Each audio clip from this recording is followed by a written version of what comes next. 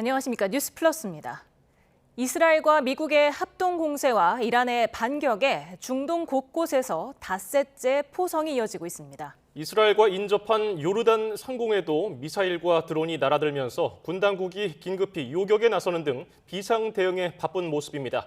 현재 YTN 특파원이 나가 있습니다. 조수현 특파원.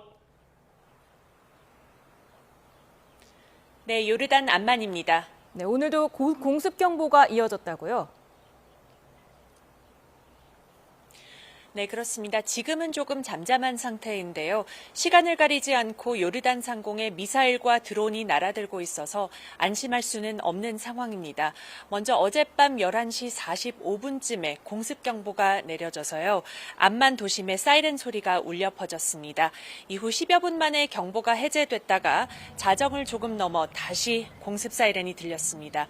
오늘 아침에도 발사체가 요르단 상공을 지나고 있다는 경보음이 울려 긴장이 고조됐습니다. 요르단 군 당국은 미사일과 드론 요격 작전을 성공적으로 수행했다고 밝혔습니다. 지난 하루 사이 진행된 드론 격추 작전에는 영국의 F-35 전투기도 처음으로 투입됐습니다. 여러 중동 국가에 있는 미군 기지뿐 아니라 외교 공관도 이란의 공격 대상이 되고 있는데요. 이에 따라 미 국무부는 요르단 주재 미국 대사관의 일부 인력과 가족도 긴급 철수시켰습니다. 예, 미국과 이스라엘은 이란을 향한 합동 공세를 계속하고 있죠? 네, 그렇습니다. 오늘 새벽에도 대대적인 공습이 진행됐습니다. 이스라엘군은 오늘 이란의 미사일 발사 기지와 방공시설을 겨냥해서 광범위한 공습을 진행했다고 밝혔습니다. 이란 수도 테헤란 곳곳에서 또다시 폭발음이 들렸다고 외신들이 전했습니다. 이스라엘군은 이란의 지하 핵시설을 정밀 타격했다고 밝혔는데요. 이 시설은 핵무기 핵심 부품을 비밀리에 개발하는 곳으로 추정됩니다. 미국은 대이란 군사작전에 지하시설 파괴용 초대형 폭탄인 벙커버스터를 탑재할 수 있는 장거리 전략 폭격기 B-52도 투입했습니다. 또 B-2 스텔스 폭격기도 이란 혁명수비대 시설과 무기고 이란 미사일 개발 복합단지를 추가로 타격했습니다. 미 중부사령부는 작전 개시 후 지금까지 이란의 잠수함을 비롯해서 군함 17척을 격침하고 2천여 개의 목표물을 타격했다고 설명했습니다. 현재 중동에 배치된 미군 병력은 5만 명이 넘고요.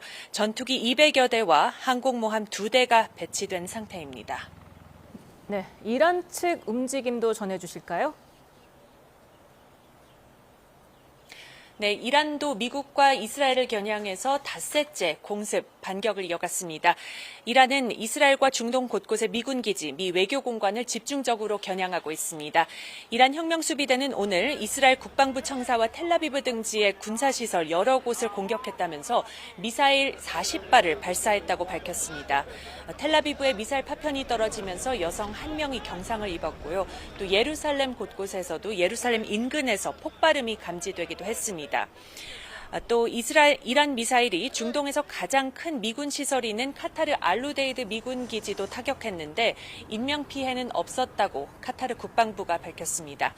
미 해군 제5함대가 주둔 중인 바레인 전역에서도 오늘 아침에 공습 경보가 울렸습니다. 그리고 미국 국무부 내부 문건에 따르면은 사우디아라비아 수도 리야드의 미국 중앙정보국 CIA 지부도 이란의 드론을 공격을 받아 피해가 발생한 것으로 나타났습니다. 아울러 레바논에서는 이스라엘과 친이란 무장 정파 헤즈볼라가 공격을 주고받으면서 전쟁의 불길이 계속 확산하고 있습니다. 지금까지 요르단 암만에서 YTN 조수연입니다.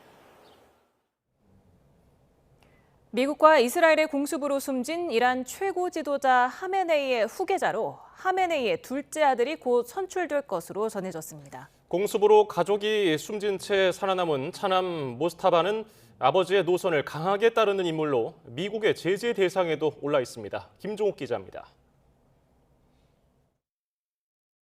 이란 최고 지도자를 선출하는 헌법기구인 전문가회의가 숨진 하메네이의 후계자로 차남 무즈타바를 올리는 방안을 심의했습니다.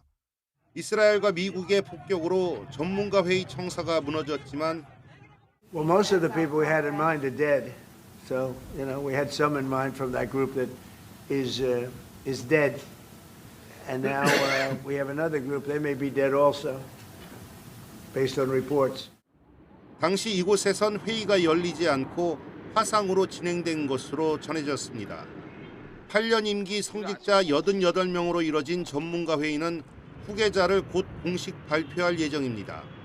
다만 후계자로 공식 발표되면 미국과 이스라엘의 표적이 될 수 있다는 우려도 나옵니다. 영국에 본부를 둔 이란 반체제 매체는 모즈타바 선출을 기정사실로 보도했습니다. 1969년생인 모즈타바는 미국과 이스라엘의 공습 초기 아버지와 부인, 아들이 숨진 채 살아남았습니다. حسینی خامنه‌ای در راه سربلندی حرم جمهوری اسلامی ایران شهد گوارای شهادت را نوشیدند و به ملکوت اعلی پیوستند. 최정예 이슬람 혁명 수비대 산하 조직의 실질적 수장이고 아버지의 강경 보수주의 노선을 강하게 따르는 것으로 전해졌습니다. 신학교에서 시아파 신학을 가르치는 성직자로 정부에서 공식 직책을 맡은 적은 없지만 2019년 미국의 제재 대상에 포함될 만큼 강력한 마코 영향력을 행사해 온 것으로 알려졌습니다. 이란은 신정일치 국가로 권력 세습을 터부시하지만 미국과의 전쟁이라는 최대 위기에 선택지가 많지 않았을 것이란 분석이 나옵니다. 사망한 하메네이는 수도 테헤란에서 열리는 대규모 연결식에 이어 고향이자 이슬람 시아파 성지인 마슈하드에 묻힐 예정이라고 이란 언론이 전했습니다. YTN 김종우입니다. 이란 국영 매체들은 미국의 공습으로 숨진 하메네이에 대한 고별식이 우리 시간으로 내일 새벽 3시, 현지 시간으로 오늘 밤 10시에 시작한다고 밝혔습니다. 행사는 사흘 일정으로 열리며 장소는 테헤란의 이맘 홈메이니 기도광장입니다. 지난달 28일 하메네이가 숨지자 이란 당국은 40일간의 애도 기간을 선포했습니다. 이스라엘이 이란 차기 최고 지도자에 대해서도 강력한 경고 메시지를 내놨습니다. AP통신에 따르면 이스라엘 국방장관은 SNS X에 이스라엘을 파괴하고 미국과 자유세계, 이웃 국가를 위협하며 이란 국민을 억압하기 위해 임명되는 모든 지도자는 제거 대상이라고 밝혔습니다. 공습으로 사망한 이란 최고 지도자 하메네이의 후계자도 여전히 이스라엘의 표적이라는 겁니다. 마코 루비오 미 국무장관은 이란에 대한 공격이 이스라엘 때문이 아니었다며 말을 바꿨습니다. 이스라엘은 이란이 북한처럼 되는 걸 막기 위해 트럼프 대통령이 공격에 나섰다고 분석했습니다. 워싱턴 홍상희 특파원입니다. 이스라엘의 선제 공격이 가져올 위험 때문에 이란을 공격했다고 말했던 마코 루비오 미 국무장관이 입장을 바꿨습니다. 루비오 장관은 트럼프 대통령이 핵 협상에서 성과를 낼 수 없다고 판단해 이란 공격에 나선 거라고 말했습니다. Once the president made a decision that negotiations were not going to work, that they were playing us on the negotiations, and that this was a threat that was untenable, the decision was made to strike them. 미국이 이스라엘을 위해 이란 공격을 결정했다는 논란이 거세지고 트럼프 대통령도 이란이 먼저 공격할 거라고 생각했다고 말하자 진화에 나선 겁니다. 제대로 보도하지 않은 언론 탓이라고 나무라기도 했습니다. That's what I said yesterday, and you guys need to play it. If you're going to play these statements, you need to play the whole statement, not clip it to reach a narrative that you want to do, all right? 이스라엘 측은 트럼프 대통령이 이란이 북한과 같이 되는 걸 막기 위해 공격에 나섰다는 주장을 폈습니다. 국제원자력기구 IAEA 사찰에도 북한이 어느 날 갑자기 핵 보유를 선언했다며 트럼프 대통령이 되돌릴 수 없는 지점에 도달하기 전 행동에 나선 거라고 밝혔습니다. President Trump decided, and we should admire his decision, not to allow Iran to become North Korea. To announce one morning, that's it. We have nuclear capabilities, and we can assemble it on ballistic missiles. 반원 대사는 이스라엘과 미국이 이란 영공 대부분을 장악했다면서도 쉬운 전쟁은 아닐 거라고 말했습니다. 뉴욕타임스는 이란의 궁극적인 목표가 정권 생존인 만큼 비대칭적 인내 전략으로 이번 충돌을 장기전으로 끌고 갈 가능성이 크다고 분석했습니다. 워싱턴에서 YTN 홍상입니다.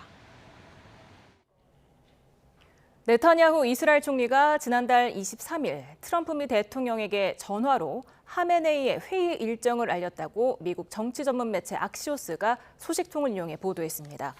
네타냐후 총리는 통화에서 단 한 차례 대규모 공습으로 이란 지도부를 제거할 수 있다는 취지로 설득한 것으로 알려졌습니다. 미국과 이스라엘은 이전부터 이란에 대한 군사 행동을 검토했지만 공격 시점은 확정하지 않은 상태여서 결국 네타냐후와 트럼프의 통화가 이란 공습을 부른 분수령이 된 셈입니다. 이란에 머물던 우리 국민 20여 명이 현지 공관의 도움으로 육로를 이용해 인접국으로 무사히 탈출했습니다. 버스가 출발한 직후에 테헤란의 공습이 이어져 가슴을 쓸어내리는가 하면은 짙은 안개 때문에 이동에 어려움을 겪기도 한 것으로 전해졌습니다. 홍성기 기자입니다. 아직 어둠이 걷히지 않은 새벽, 이란에 머물던 한국인과 현지인 가족, 그리고 공관 직원 등을 태운 버스가 서둘러 테헤란을 떠납니다.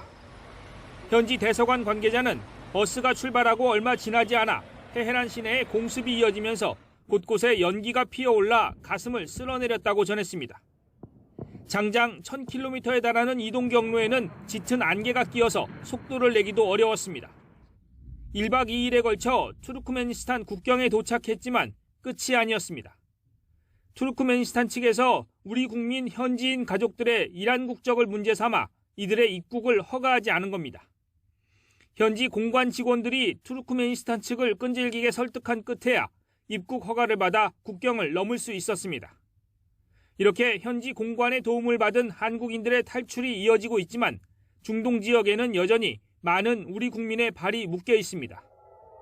비단 이란이나 이스라엘이 아닌 다른 중동 지역에서도 전쟁의 공포는 고스란히 전해지는 상황. 150m 전방에 이게 폭격이 떨어진 거예요. 그래서 등줄기 오세하고 와이프하고 막 도망오다시피 해서 호텔로 들어왔는데요. 그 이후로도 한 30분 동안 하늘에서 막 경음이 막 들리고. 정부는 현지 교민뿐 아니라 단기 체류자들의 이동도 돕고 있지만 10,000명이 훨씬 넘는 인원을 단기간에 모두 대피시키는 데는 한계가 있습니다.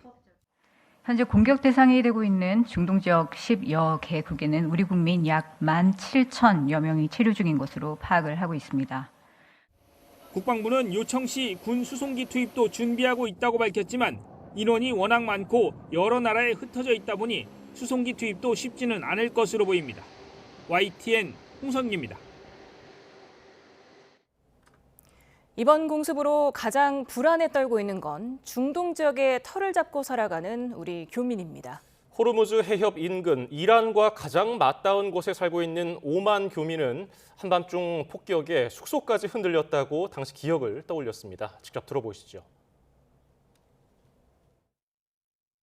아라비아 반도 제일 끝머리이기 때문에 날씨가 맑은 날은 이란 땅이 보입니다. 여기가 호르무즈 해협이에요. 여기로 모든 배가 지나가거든요. 지금은 아예 배가 한 대도 없습니다.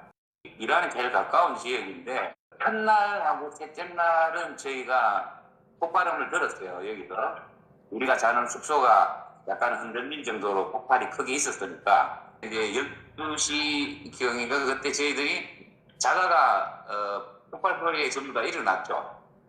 이래 창문이 흔들리고 하니까 전부 다 일어나가지고 창문을 보고 했는데 문제는 정부 차원에서 언론 통제를 합니다. 그래서 어떤 상세한 전황이나 뭐 폭격 소식이나 이런 것들을 일반 뉴스나 이런 거는 우리가 못 접해요. 싱가포르와 필리핀 순방을 마치고 오늘 귀국길에 오르는 이재명 대통령이 내일 임시 국무회의를 열고 현재 중동 지역 상황과 관련한 대응책을 논의합니다. 정부는 항공편이 끊겨서 현지에 머물고 있는 우리 국민의 귀국을 도울 방법을 고심하고 있습니다. 청와대를 연결합니다. 홍민기 기자, 이 대통령이 내일 임시 국무회의를 열죠? 네, 그렇습니다. 이 대통령은 내일 청와대에서 현재 중동 상황과 관련한 임시 국무회의를 열 예정입니다. 이 자리에선 우선 현재 이란을 비롯한 중동 정세에 대한 재정경제부와 외교부 등의 보고가 이뤄질 걸로 보입니다. 국제유가와 주식시장 등 경제 동향을 점검하고 충격을 최소화하기 위한 대응책도 논의될 것으로 전망됩니다. 이 대통령은 지난 1일부터 3박 4일 일정으로 싱가포르와 필리핀을 국빈 방문 중인데요. 오늘 늦은 오후 필리핀에서 귀국한 뒤 다음 날 바로 상황 점검에 나서는 겁니다. 김용범 청와대 정책실장도 오늘 저녁 내일 예정된 국무회의를 위해 관계부처와 사전 점검회의를 진행하는 것으로 파악됐습니다. 이 대통령은 앞서 첫 순방지인 싱가포르에 도착한 직후엔 SNS를 통해 내각이 철저히 대비하고 있다며 국민께서는 전혀 걱정하지 않으셔도 된다고 밝혔고요. 페르디난도 마르코스 필리핀 대통령과 정상회담 이후 공동 언론 발표에선 중동의 안정과 평화가 조속히 회복되기를 소망한다고 언급하기도 했습니다. 이런 가운데 정부는 항공편 결항으로 중동에 발이 묶인 단기 체류자들의 귀국을 지원하기 위한 대책을 논의하고 있습니다. 외교부는 중동 지역 현지 공관을 통해 해당 지역에 있는 우리 국민의 현황을 파악하고 공항과 민항기 등의 정보를 실시간 제공하고 있다고 밝혔습니다. 정부는 이들을 안전하게 국내로 데려오기 위해 수송기나 전세기를 투입하는 방안도 검토하는 것으로 전해졌습니다. 지금까지 청와대에서 전해드렸습니다. 해수부가 중동 사태에 따른 선원 안전 대책을 논의하기 위해 선원 노조와 간담회를 열었습니다. 이번 간담회는 중동 해역에 취항하는 다수의 선원 노조로 구성된 전국 해운 노동조합 협의회와 전국 해상 선원 노동조합 연맹의 요청으로 마련됐습니다. 노조는 호르무즈 인근 해역 선원의 안전을 위해 생필품과 선원 교대 지원, 상황 악화 시에 현지 선원 안전 확보 방안 수립 등을 건의했습니다. 오늘도 김민석 총리 주재로 중동 상황 점검을 위한 관계부처 회의가 열렸습니다. 네, 우리 국민 안전 문제와 함께 경제 여파에 대한 대응 방안이 논의됐을 것으로 보이는데요. 직접 들어보시죠. 중동 상황의 여파가 현실화되고 있습니다.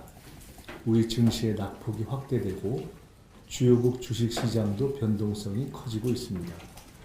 두바이 유가 배럴당 80불을 돌파하는 등 유가가 크게 오르고 환율도 흔들리는 등 금융, 실물 시장이 요동치고 있습니다. 중동 현지에 체류 중인 우리 국민들의 안전에 대한 우려도 커지고 있습니다. 지금은 디테일이 중요한 시기입니다. 지난 4일간 국민 생명 그리고 안전보호와 경제 영향, 에너지 수급, 선박 안전, 기업에 대한 피해와 애로 등 정부의 대응이 필요한 분야별로 계략적인 대책을 점검하였습니다만 이제는 각 분야별 대책에 디테일을 채워나가야 합니다.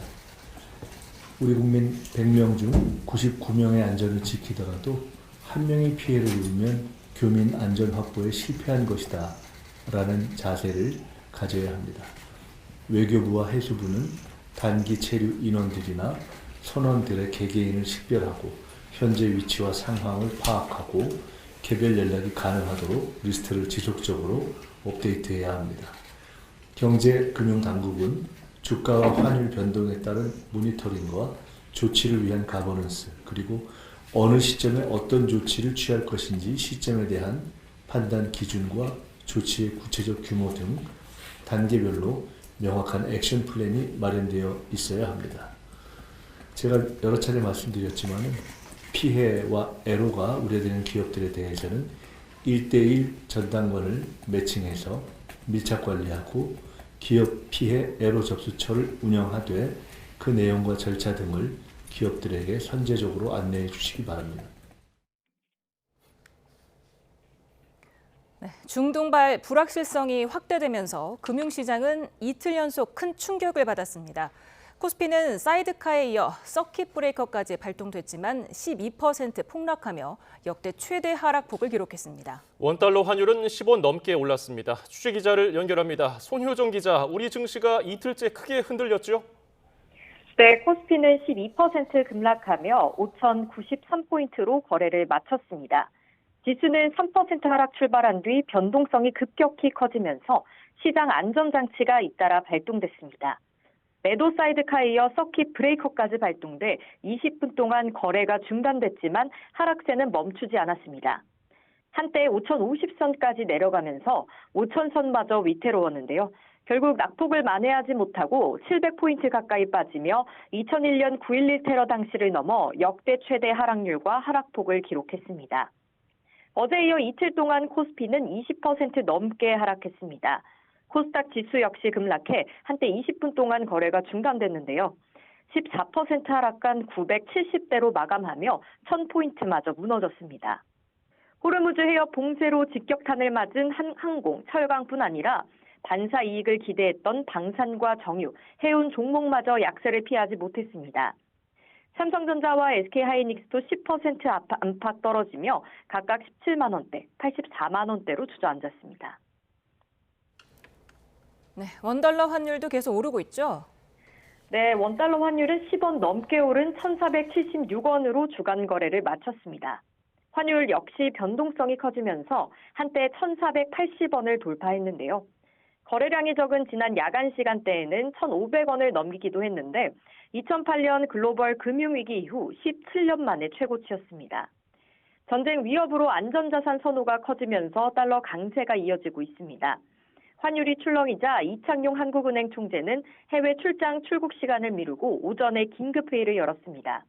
한은은 달러 유동성이 풍부하고 대외 차입 가산금리 등도 안정적인 수준을 유지하고 있지만 시장 변동성이 커질 경우 정부와 대응에 나서겠다고 밝혔습니다. 지금까지 한국거래소에서 전해드렸습니다. 중동 사태가 우리 경제에 미치는 영향이 작지 않을 거라는 경고들이 나오고 있습니다. 원유 의존도가 높은 우리나라는 유가 상승 시에 물가 상승 압력에 쉽게 노출되고 기업의 비용 부담이 확산해서 경제 전반에 악영향을 끼칠 수밖에 없는데 결국 사태의 장기화 여부가 변수입니다. 차유정 기자입니다. 이란이 세계 최대 원유 수송로인 호르무즈 해협 봉쇄 수위를 높이자 국제 유가가 배럴당 80달러대 초반까지 급등했습니다. 원유 수입의 70%를 중동에서 조달하는 우리나라의 가장 큰 관심사는 바로 국제 유가. 유가 상승은 고환율과 맞물려 수입 물가를 자극하고 기업 비용 구조를 악화시켜 투자, 내수 침체로 이어집니다. 전쟁이 길어지면 우리 경제에 얼마나 치명적일까? 한 글로벌 투자은행은 국제 유가가 배럴당 82달러 수준을 유지할 경우 올해 GDP 성장률이 0.45%포인트 떨어지고 유가가 배럴당 112달러까지 급등하면 올해 성장률 하락폭이 1.07%포인트까지 확대될 것으로 예측했습니다. 현대경제연구원은 해협이 수개월 막힐 경우 유가가 100달러까지 올라 올해 성장률은 0.3%포인트 떨어지고 물가 상승률은 1.1%포인트 오를 것으로 전망했고 오일 쇼크에 준하는 국면으로 번져 유가가 150달러까지 치솟을 경우 성장률 0.8%포인트 하락과 물가 2.9%포인트 상승이라는 복합적 충격이 이어질 것으로 예측했습니다. 국제유가가 올라가면 인플레이션 압력이 높아진다는 거거든요. 소비하고 투자가 침체를 지속하면서 인플레가 되면 경제 성장률이 하락할 가능성이 높아 보입니다. 충격이 단기에 그친다면 영향은 아주 제한적일 가능성이 큰데 결국 변수는 사태의 장기화 여부입니다. 비축 원유가 많기 때문에 다 계획을 세워놓고 하지 않았을까. 그런 면에서 생각보다도 파장이 적을 수도 있는데 문제는 그 기간이 어느 정도 이어지느냐 또 이란의 보복이 어느 정도 나오느냐 여기에 그 충격 여부가 달려있다 이렇게 볼 수 있겠습니다. 정부는 충분한 비축유를 확보하고 있어서 단기적인 석유 수급 영향이 제한적일 것으로 보는 가운데 중동 외 대체선 확보 방안도 점검하고 있습니다. YTN 차유정입니다. 여한구 통상교섭본부장은 최근 호르무즈 해협 봉쇄 사태와 관련해 정부가 비상체제로 대응하고 있다고 강조했습니다. 여 본부장은 오늘 한미의원 연맹이 주최한 한미 관세 관련 간담회에서 국회와도 긴밀히 협조해 위기 상황에 잘 대응하겠다고 언급했습니다. 한미의원연맹 민주당 간사인 김영배 의원은 현재 석유와 가스 비축량은 충분하다고 보고받았다며 석유는 1.9억 배럴 정도 민관이 함께 보유하고 있고 가스도 9일분 정도 비축 중이라고 설명했습니다. 트럼프 미 대통령이 이란의 지상군 투입 가능성을 시사했고 이란은 최첨단 무기를 언급하면서 미국과 이란의 군사적 충돌이 중동 전역으로 확산될 우려가 커지고 있습니다. 네, 봉영식 연세대 국제대학원 개건 교수, 이호령 한국국방연구원 안보전략센터 책임연구위원과 함께 관련 내용 짚어보겠습니다. 어서 오십시오. 안녕하세요. 안녕하십니까. 안녕하세요. 벌써 닷새째 지금 공습이 서로 간에 이어지고 있는데 언제까지 이런 상황이 계속될까요? 일단은 이란 측에서도 아직 그 미사일과 드론으로 반격을 할 능력, 그 무기 비축량이 있다고 주장을 하고 있습니다. 트럼프 행정부에서는 이제 고갈 상태라고 이야기하지만 아직까지는 더 막강한 무기를 사용하지 않았다는 성명을 이란 혁명수비대가 발표하고 있기 때문에 양측의 어느 한쪽이라도 이런 반격 능력, 무기 보유량이 소진되지 않는 한은 현 상황과 같은 교전은 계속될 것으로 보입니다. 그러니까 지난해 6월이었죠. 이스라엘군이 이란과 12일 전쟁을 시작했고 미국 트럼프 행정부가 폭격기를 동원해가지고 이란 내 세 군데 핵시설을 공격한 그때 이란 혁명수비대와 이번에 폭사한 하메네이 지도부는 전략적인 결정을 했다는 것이 서방 언론의 분석입니다. 무엇이냐면 이 지도부에서 위에서 아래로 명령을 내리는 그런 대응 체제로는 너무 취약하기 때문에 참수작전에서 너무 큰 피해를 받았고 이제는 최고 지도부가 참수가 된다 하더라도 이란 혁명 수비대라든지 이란의 저항 세력이 위로부터의 명령을 하다를 기다리는 것이 아니라 각계 약진을 해서 미국과 이스라엘의 공격에 대해서 확전과 장기전으로 끌고 갈 수 있는 소위 발빠른 게릴라전을 하는 것으로 작전을 세운 것으로 알려졌습니다.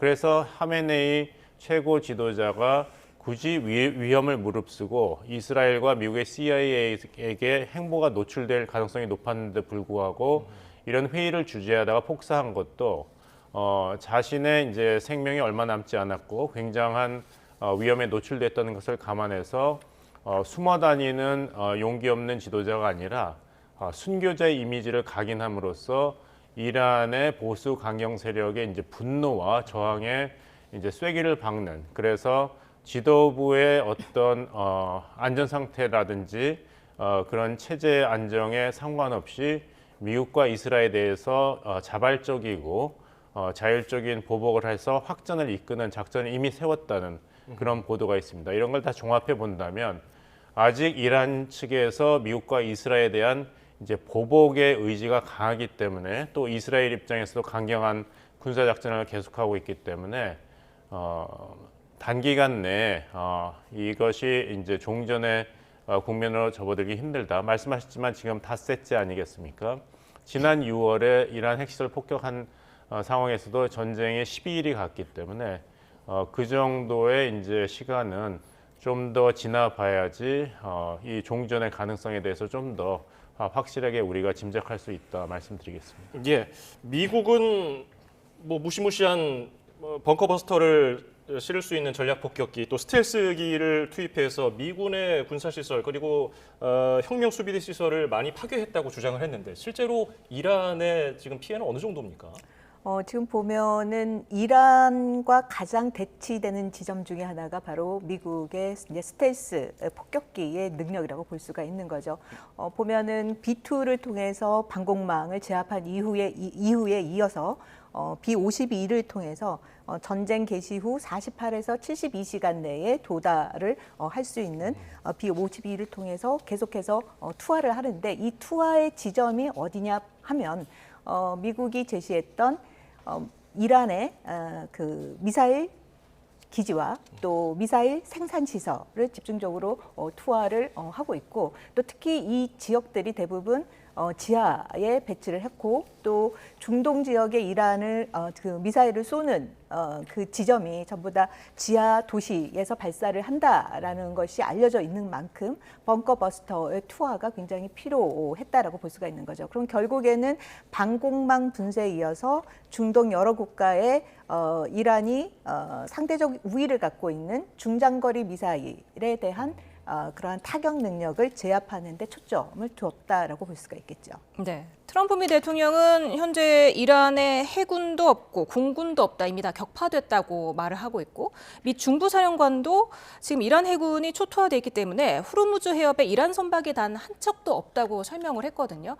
그런데 호르무즈 해협에 이란 선박이 없다고 해서 지나가는 선박에 미사일을 쏘지 못하는 건 아니지 않습니까? 사회자님께서 이 방송 시작하기 전에 바로 그 점을 지적하셨고 저도 동의합니다. 예, 이란의 해군이 계속 활동을 하고 있다면 호르무즈 해협에 대해서 좀 더 효과적으로 봉쇄 작전을 수행할 수 있겠지만 이란의 전함 17척을 격침했다고 미국이 발표했는데요. 그리고 이란의 해군력과 공군력이 완전히 무력화되었다. 이런 정보 분석이 맞다고 하더라도 말씀하신 대로 지상에서 국지적으로 제한적인 방법을 통해서 호르무즈 해협을 통과하는 민간 선박에 대해서 충분히 테러 작전을 할 수가 있습니다.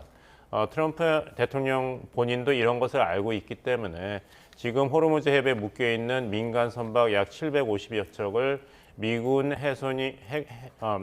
해군이 에스코트를 해서 안전한 항해를 보장하겠다는 그런 의지를 발표했지만 지상에서 만약 이란 혁명수비대가 국지적인 타격을 가한다면은 그 파급 효과는 사실 미국이 보장할 수 있는 것은 아니죠. 따라서 호르무즈 해협에서의 이런 민간 선박 그리고 에너지 수송 선박의 안전한 항해가 곧 재개될 거라고 속단을 하기는 아직 이르고 다시 말씀드립니다만은 이란이 아직도 저항할 충분한 능력이 있다고 보는 것이 타당하고 거기서 더 중요한 거는 결기입니다. 복수심이죠. 이란의 작전이 이제 코란에서 나오는 신성한 약속으로 한 것은 이것은 코란에서 나오는 알라 신과의 약속이기 때문에 반드시 지켜야 된다는 것입니다. 권선징악의 차원에서 선악의 대결로 이번에 보복적을 정의를 했기 때문에 이게 쉽게 타협할 수 있는 그런 여지가 아직은 보이지 않습니다. 예, 트럼프 대통령은 이란의 지상군 투입 가능성까지 내비쳤거든요. 실제로 투입할 수 있을까? 그 가능성 어느 정도로 보십니까? 지금 이제 장기전으로 진행이 된다면 아니라는 이제 전제 조건이 붙어야 될 것 같습니다. 지금 상황 하에서는 사실상 이란의 공군력과 해군력을 이제 제압을 했다라고 하는데 그럼에도 불구하고 혁명수비대의 지금 뭐 복수에 찬 중동 여러 국가에 대한 동시다발적인 산발적인 공격이 진행되고 있는 만큼 여기로 인해서 어떻게 보면 소모전으로 가게 된다면 그 부분을 제거를 하기 위한 이제 지상군의 그런 가능성 부분을 이제 열어놓고 있는 거죠. 그러나 실질적으로 지상군을 그렇게 투입을 할 것인가에 대해서는 약간 세모인 것 같아요. 지금 뭐 일부 특수작전 부대 같은 경우도 좀 들어가지 않았을까라는 생각이 들고요. 정말 상징적으로 지상군이 들어간다라는 건 전쟁의 장기화라는 부분을 암시하는 대목이기 때문에 지금 어떻게 보면 전쟁의 반대로 전쟁의 어떤 조기 종결을 위한 어떻게 보면 압박 카드로 지상군의 그 카드를 꺼내든 게 아닌가라는 생각이 듭니다. 질문에 대해서 좀 추가 말씀을 드리자면 예. 우리가 전쟁이라고 할 때는 여러 가지 성격과 형태의 전쟁이 있다는 걸 염두에 두고 미래를 예측해야 된다고 생각합니다. 왜냐하면 지금 미국과 이란이 어떤 뭐 국경을 맞댄 두 국가들 간에 직접적인 군사 충돌을 하는 그런 국면은 아닌 것이죠.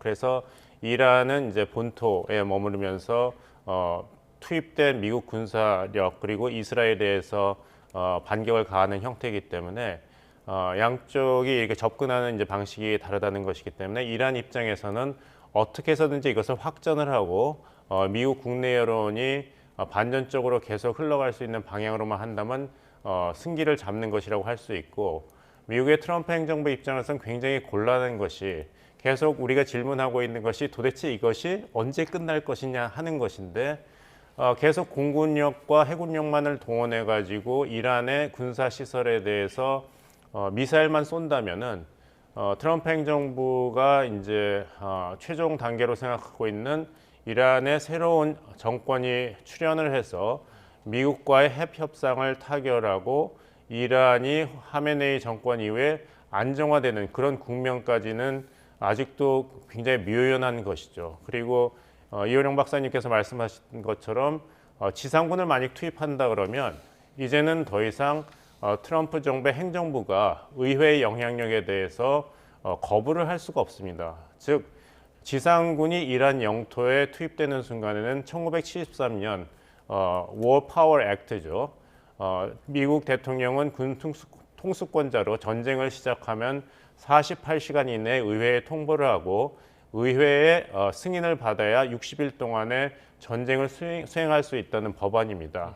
지금은 지상군 투입이 안 되기 때문에 그리고 의회를 공화당이 장악하고 있기 때문에 트럼프 대통령의 이런 선제적인 군사작전이 아직 전쟁 상태는 아니다. 따라서 1978년도에 War Power Act가 적용될 단계가 아니라는 상태에 머무르고 있지만 만약에 미국 군인이 이란 땅을 밟게 된다면 그리고 이란군과 교전을 하게 된다면은 의회도 이제는 자기 역할을 해야 된다는 그 여론을 무시할 수 없게 됩니다. 그렇다면은 이것은 트럼프 대통령과 뭐 국무부라든지 미국의 전쟁부가 바라는 방향은 아닌 것이죠. 그 다음에 이 박사님께서 말씀하신 대안이 이제 특수부대를 파견하는 것인데 이미 특수부대가 이란에서 활동을 하는 그런 군사작전의 단계는 지난 것이거든요. 성공했지 않습니까? 하메네이를 폭사시켰습니다.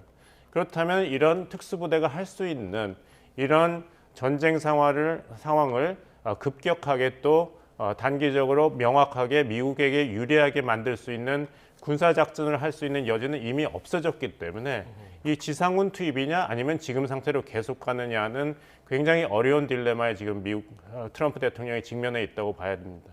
네. 이란도 계속해서 보복 공격을 이어가고 있습니다. 지금 중동 지역에서 가장 큰 군시설이 있는 카타르 미 군사시설도 지금 공격을 받았다고 카타르가 밝혔고요. 현재까지 이란이 보복 공격을 위해서 미사일 500여 발, 드론 2,000여 대를 발사한 것으로 파악되고 있는데 아직 이란은 막강한 무기는 사용하지 않았다고 밝혔습니다. 이게 뭘까요? 보면 지금 이란의 이런 발언들의 내용을 종합해 보면 심리전에 굉장히 초점을 두고 있는 것 같아요. 그러니까 실질적으로 이란이 이런 전쟁이 장기화가 됐을 때 전쟁 지속 능력이 이제 굉장히 중요한 포인트가 되는데 전쟁 지속 능력을 갖고 있느냐에 대한 물음표가 있는 거예요. 그런 상황에서 이란은 내가 전쟁을 장기전을 가더라도 지속할 수 있는 능력이 있다라는 부분을 강조하기 위한 심리전의 대목이라고 볼 수가 있는 거죠. 그러면 실질적으로 그럼 그런 가능성이 있느냐를 본다면 지금 상당 부분 미사일 시설이라든지 주요 공격 지점들이 많이 타격을 받았고 드론과 관련돼서도 그 주요 미국과 이스라엘의 타겟의 대상이 되고 있기 때문에 전쟁 지속 능력을 미국과 이스라엘이랑 비교해 본다면 굉장히 열세의 입장에 놓여 있다라고 볼 수가 있고요. 또 하나는 이란을 그동안에 어떻게 보면 후견했던 또 러시아도 지금 우크라이나 전쟁을 지속하고 있는 그런 상황인 거죠. 그런 측면에서 동맹 국가의 관계, 그다음에 전쟁 지속 능력을 위해서 도와줄 수 있는 그런 규모 이런 걸 생각해 본다면 이란이 절대적인 열세에 있다라고 봐야겠죠. 예, 방금 전쟁 지속 능력을 언급해 주셨습니다만은 비교적 저렴한 드론 공격 무기를 사용해서 뭐 대사관, 영사관 각국에 공격을 하고 있는데 그러면 점점점 범위가 늘어나고 있는 건 아닙니까? 하지만 이제 드론이 아무리 소위 가성비가 좋은 그런 저항 무기 체제를 하더라도 계속 발사를 한다면은 이제 소진의 위험성은 계속 나날이 증가될 수밖에 없는 것이죠. 그런 면에서 본다면은 이스라엘과 미국은 이런 공군력 또 해군력에 대항할 수 있는 이란의 장기적인 저항 능력은 시간이 갈수록 결국에는 소진을 면할 수는 없습니다. 그렇다고 이란의 저항이 곧 끝날 것이냐? 다른 변수가 있는 것이죠. 이렇게 미사일을 통한 또 드론을 통한 반격 작전, 복수전을 계속할 수 없는 상황이 된다면 이란의 혁명 수비대나 이란군은 다른 작전을 사용할 가능성도 우리가 배제할 수 없습니다. 소위 테러 작전에 들어가는 것이죠. 어떤 인명살상이라든지 국지적인 도발을 통해 가지고 직접적인 어떤 전세의 전환은 기대할 수 없지만 미국 내 지금 여론이 계속 들끓고 있는 것은 왜 이스라엘의 이익을 위해서 우리 젊은이들이, 우리 군인들이 중동에 가서 죽어야 되는가, 왜 위험에 노출되어야 하는가, 이런 비판이 계속 증가되고 있습니다. 과연 미국의 엄중한 국가 이익이 무엇이냐, 이란의 핵 능력을 완전히 제거하는 거다고 트럼프 행정부가 얘기했는데 비판하는 사람들은 그 이란의 핵 능력은 당신 스스로가 지난해 6월에 B1 폭격으로 완전히 영원히 제거했다고 했는데 왜 다시 해야 되는가? 그 다음에 나온 것은 이 사악한 하메네이 정권을 영구히 제거해야만 우리 미래 세대가 안전하다. 이것이 미국을 다시 위대하게, 미국을 다시 안전하게 만들기 위한 내가 대통령의 책무를 이전 대통령이 겁쟁이라서 못한 것을 한 것이라고 했는데 하메네이 정권이 제거됐지 않습니까? 하지만 그 보복은 이스라엘만 당하는 것이 아니라 미국도 당하고 있는데 언제 끝낼 것인가 이런 얘기가 나오고 있기 때문에 이란의 보복 능력이 시간이 감으로써 미사일이라든지 드론이 소진될 것은 확실하지만 시간이 꼭 이란에게 불리한 것은 아닙니다. 이 여론이 점점 지금 미국 행정부가 발표한 것은 미국 군인 6명이 공식적으로 사망된 것을 확인을 했고 4명의 신상이 공개됐습니다. 그리고 18명이 중상이라고 돼 있는데 만약에 이런 대이란 전쟁이 지상군의 일부 투입이라든지 좀 더 미국 군인이 직접 개입하는 방향으로 나간다면은 그만큼 미국 젊은이들의 희생도 불가피하게 될 수 있고 그렇다면은 이 정치적 후폭풍을 과연 트럼프 행정부가 감내할 수 있을까? 이것이 과연 이것이 이란이 저항의 또 다른 국면으로 우리가 고려를 해야 됩니다. 네. 지금 미국 악시오스가 아랍에미리트 UAE가 지금 이란에서 가장 많은 공격을 당했는데 군사적 대응을 고려하고 있는 것으로 보인다. 이렇게 보도를 했고요. 네. 지금 아랍에미리트에 배치한 우리 천궁2가 이란이 발사한 미사일을 요격했다는 소식도 알려졌죠. 네네. 보면 참 공교롭게도 우리의 천궁2를 수입을 해서 실전 배치한 게 아랍에미레이트인 거죠. 이번에 그런 공격에 의해서 미군의 패트리엇 미사일과 함께 같이 요격을 하는 능력을 보여줬는데 거의 90% 넘게 요격하는 그런 그 결과를 보여줬고요.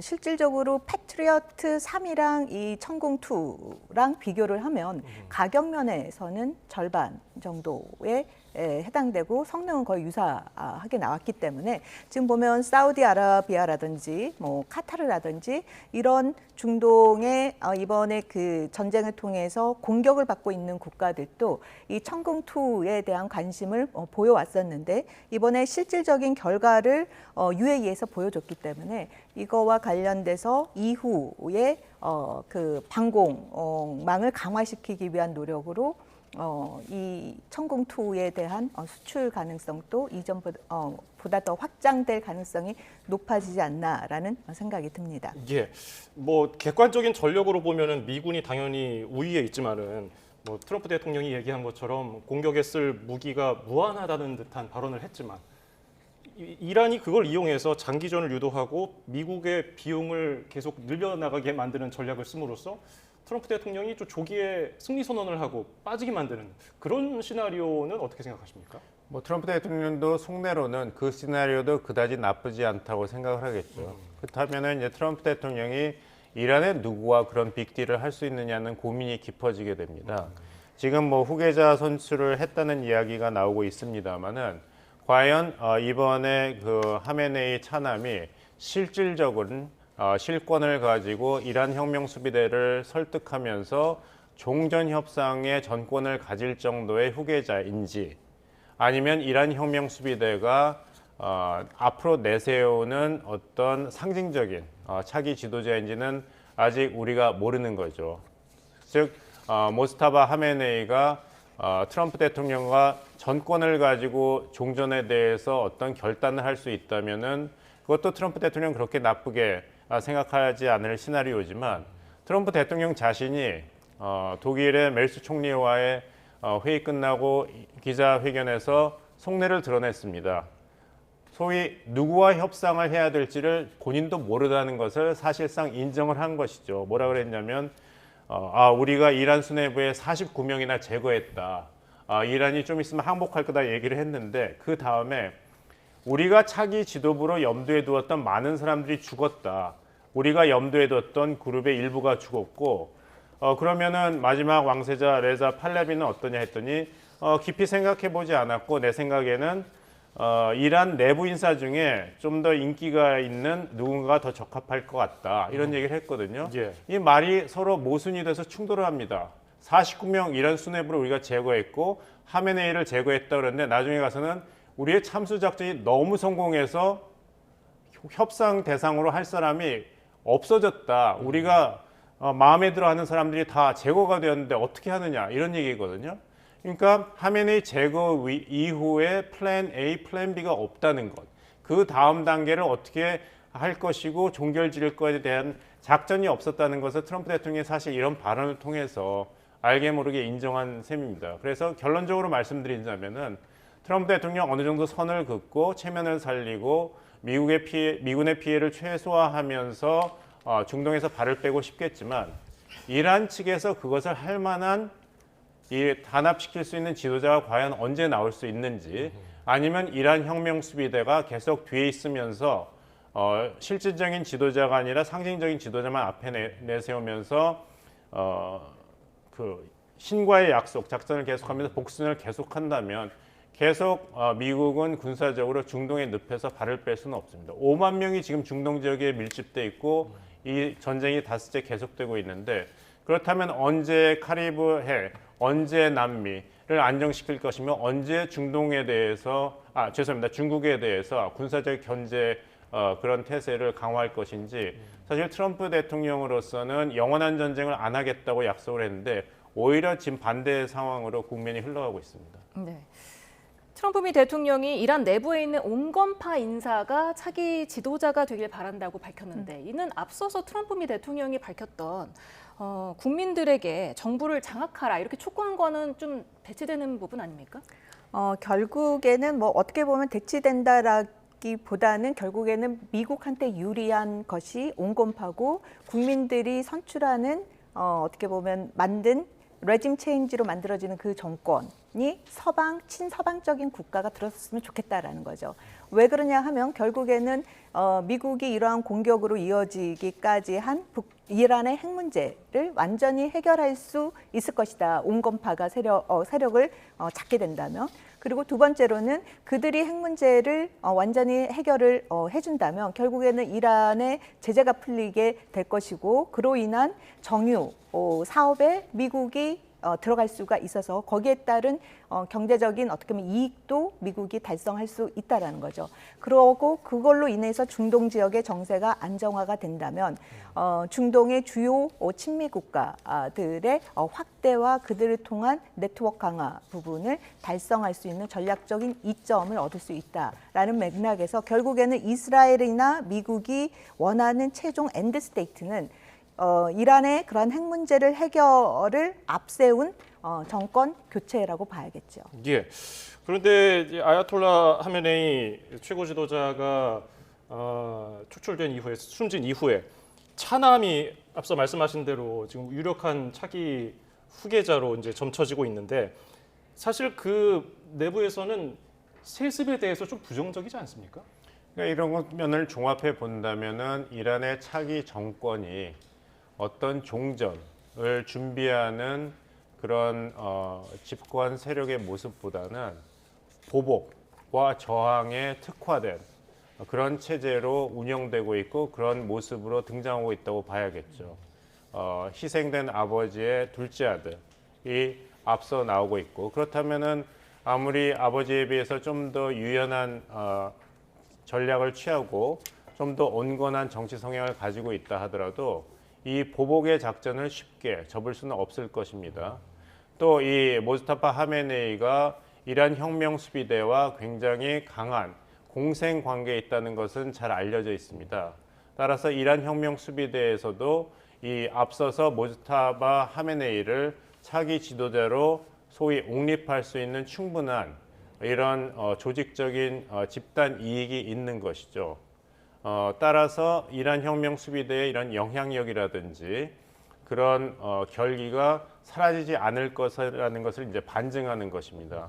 이란 혁명수비대가 계속 이런 영향력을 행사하는 위치에 있다면은 미국과 어떤 종전을 위한 타협을 한다든지 핵 문제에 대해서 유연성을 보인다든지 이스라엘에 대한 이제 보복전을 중단한다든지 이것은 쉽게 기대할 수가 없는 것이죠.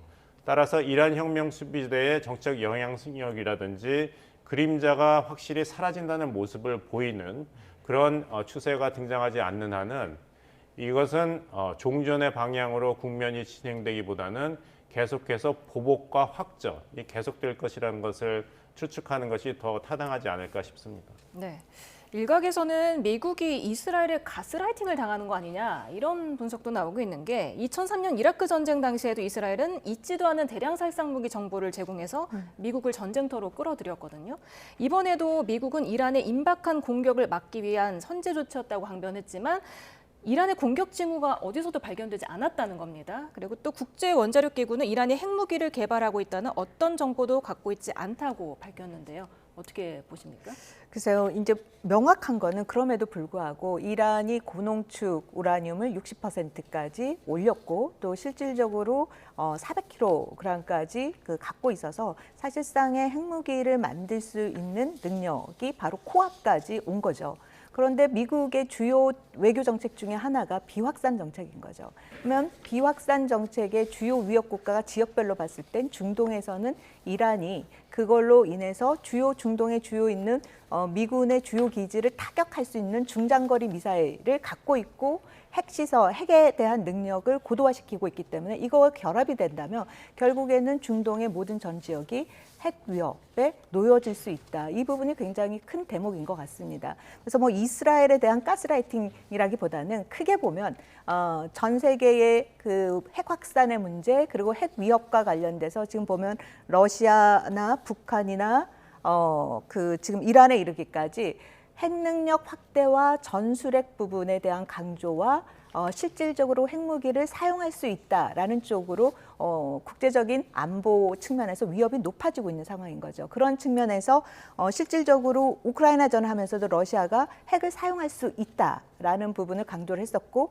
이번에 북한도 9차 당대회를 통해서 실질적인 전술핵 운영을 대비태세를 강화시키겠다라는 측면에서 이 핵카드라는 것이 실제 전장에 사용될 수 있다라는 그런 인식이 확산되고 있고 이란 또 그러한 맥락의 연장선상에 봤을 때 그런 가능성을 배제할 수 없다라는 거죠. 그런 측면에서 미국의 비확산 정책의 그런 메시지도 굉장히 저는 크게 작용을 했다라고 볼 수가 있을 것 같습니다. 예, 이렇게 급박한 상황 속에서도 미중 정상회담은 뭐 예정대로 열릴 것이라는 관측이 지배적인데 뭐 문제는 없을까요? 누구의 시각에서 볼 때 문제일까요? 그것도 굉장히 중요한 문제겠죠. 왜 이렇게 중국이 조용히 있는가? 우리가 한번 생각해 봐야 되겠습니다. 왜냐하면 중국이 소위 자기 코가 석자인 상황이기 때문이죠. 양회가 열리고 있지 않습니까? 지금 트럼프발 중국에 대한 관세 폭탄을 어떻게 잘 소화할 것인가, 어떻게 대응할 것인가. 결국에 정답은 중국의 위축된 내수 시장을 더 활성화시켜서 수출이 줄어드는 대신에 미국 시장에 막혀서 내수를 진작해서 계속 중국 경제 상황을 긍정적인 방향으로 이끈다는 정답은 나와 있습니다. 하지만 지갑을 꼭꼭 닫은 중국의 소비자들, 투자자들의 마음을 어떻게 돌릴 것인가, 어떤 인센티브를 줄 것이니까 이건 굉장히 어려운 고민인 것이죠. 중국 경제 경제 성장률이 5%가 돼야 된다고 중국 공산당이 계속 집착하는 이유는 다 이유가 있습니다. 왜냐하면 5% 연평균 성장률을 기록해야지 매년 배출되는 약 1,200만 명의 대졸 졸업자들의 취직이 보장이 되고 그렇다면은 이 경제적인 상황이 악화돼서 그것이 정치적인 도전이 되는 것을 선제적으로 방어할 수 있습니다.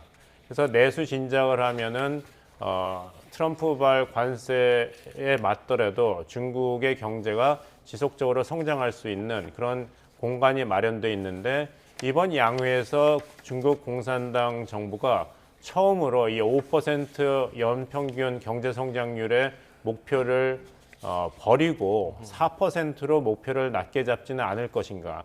그만큼 중국 경제가 표면적으로는 어떻게 보일지 몰라도 굉장히 어려운 상황은 아닌가. 이런 보도가 나오고 있습니다. 이런 상황에서 중국 시진핑 정부가 이란에 대해서 어떻게 적극적인 그리고 공식적인 군사적 외교적 지원을 할 여력은 사실 없는 것이고 또 시진핑 주석이 다시 한번 임기 연장을 시도할 때가 내년입니다. 다시 한번 장기 집권을 시도할지 모른다 하고 지금 군부 내에서 장유사 장군의 숙청 등 요동치는 면이 있기 때문에 내부 단속에 어떤 정치력을 집중해야 될 상황에서 이란 문제에 대해서 어떤 뚜렷한 입장을 표명하기에는 너무 많은 변수와 위험성이 있다. 따라서 오는 3월 말 4월 초에 있을 트럼프 대통령과의 미중 정상회담까지는 일단 시간을 두고 전략을 정교화하는 즉 중국의 전략적 이익을 우선적으로 하는 그런 태도를 지금 유지하고 있는 것으로 보입니다. 예, 오늘 두 분 도움 말씀 여기서 마치죠. 봉영식 연세대 국제대학원 개건 교수, 이호령 한국국방연구원 안보전략센터 책임연구위원이었습니다. 고맙습니다. 감사합니다. 네, 이란을 상대로 전쟁을 벌이고 있는 트럼프 미 대통령이 유럽 동맹국들에 대한 줄 세우기를 노골화하고 있습니다. 이란 공습의 이견을 드러낸 스페인과 영국을 비난하고 미국과 뜻을 같이 한 독일은 훌륭하다면서 추켜 세웠습니다. 권중기 기자입니다. 서방 동맹 가운데 이례적으로 미국의 이란 공습을 비판한 스페인. que se debe estar contra una guerra iniciada sin autorización del Congreso de Estados Unidos, del Consejo de Seguridad de Naciones Unidas y, como he dicho antes, que vulnera el derecho internacional. 영국은 이란 공습에 활용되는 건 원하지 않는다며 인도양 공군 기지의 미군 사용을 제안했습니다. The use of British bases is limited to the agreed defensive purposes. We are not joining the US and Israeli offensive strike. 트럼프 대통령은 언짢은 심기를 감추지 않았습니다. 스페인과의 교역 중단을 위협했고 So we're going to cut off all trade with Spain. We don't want anything to do with Spain. 영국의 리더십을 깎아내렸습니다. So we are very surprised. This is not Winston Churchill that we're dealing with. 메르츠 독일 총리는 백악관 정상회담에서 스페인은 국방비 인상에 동참하지 않는 유일한 나토 회원국이라며 트럼프와 맞장구치고 이란에 대한 미군 작전을 지지한다고 밝혔습니다. We are supporting the United States and Israel to get rid of this terrible terrorist regime. 그러자 트럼프 대통령은 독일은 대단하고 메르츠 총리도 훌륭한 지도자라며 칭찬을 아끼지 않았습니다. YTN 권중기입니다. 이란에 대한 미국의 군사작전을 지켜본 북한의 셈법은 복잡해질 전망입니다. 최고 지도자가 제거된 상황은 김정은 위원장에게 충분한 공포감을 줬을 것으로 보이는데 향후 북미 관계에 어떤 영향을 미칠지 주목됩니다. 이종원 기자입니다. 북한은 반미라는 동질성을 바탕으로 이란과 전통적 우방 관계를 유지해왔습니다. 지난 1일 외무성 대변인 담화를 통해 미국과 이스라엘의 무력 행위를 불법무도한 침략 행위이며 가장 추악한 주권 침해라고 비난했습니다. 그러나 거기까지였습니다. 특히 김정은 국무위원장은 이란의 최고 지도자 하메네이 사망이 알려진 당일 군부대가 아닌 경제 현장을 찾았습니다. 경애하는 김정은 동지께서 3월 1일 애국적 증산운동의 기치를 들고 나아가는 상원 세멘트 연합 기업소를 축하 방문하시고 이란과는 달리 이미 미국을 사정권으로 둔 핵무기를 보유하고 있고 중국과 러시아라는 든든한 뒷배 등을 바탕으로 자신감을 표출한 것으로 보입니다. 그러나 미국이 하메네이를 제거하며 보여준 정밀 첩보와 작전 능력은 김 위원장에게도 경고 이상의 실존적 위협이 됐을 것으로 보입니다. 또 이란과의 협상 과정에서 공습이 이뤄졌다는 점에서 김 위원장을 협상장으로 끌어내기보다는 핵무력 고도화에 대한 집착을 더 끌어올릴 수 있다는 분석이 나옵니다. 미국은 이란과의 핵 협상 과정에서 사실상 굴복만 강요하는 모양새를 보여줬기 때문에 북한의 입장에서는 미국과의 어설픈 대화나 협상 재개 자체가 오히려 더 위험해질 수 있다는 판단을 할 가능성이. 반면 트럼프가 불러일으킨 공포심이 오히려 김 위원장에게 부담으로 작용해 북미 대화 재개의 문턱을 낮출 거란 전망도 있습니다. 트럼프의 불예측성 또 이런 군사력을 사용하는 모습을 보였기 때문에 북한의 입장에서는 트럼프가 계속 원하는 그런 뭔가의 협상 또 뭔가의 대화를 거부하기는 부담이 클 수밖에 없다. 9차 당대회를 마친 북한은 최고인민회의 대의원 선거 일정을 공개하며 예정된 정치 일정도 소화하고 있는데 이란 사태를 계기로 김정은 위원장의 신변 경호나 내부 검열이 강화될 거란 관측도 나오고 있습니다. YTN 이종원입니다. 절기의 경칩인 내일은 기온이 더 크게 오르겠습니다. 서울 낮 기온이 14도, 광주와 대구 16도까지 올라 더 온화해지겠는데요. 다만 여전히 일교차가 크게 벌어지겠고 밤사이 서쪽 지역을 중심으로 초미세먼지 농도가 짙어지겠습니다. 특히 수도권과 충청, 전북은 종일 공기가 탁할 것으로 보이는 만큼 더욱 주의해 주시기 바랍니다. 또 대체로 하늘이 흐려지는 가운데 내일 밤부터 모레 오전 사이 전국에 눈비가 내리겠는데요. 비의 양은 많지 않지만 강원 산간에는 15cm 이상의 폭설이 쏟아지겠고 영서에 최고 8cm, 경기와 충북 북부에도 최고 5cm의 많은 눈이 쌓이겠습니다. 날씨 정보였습니다.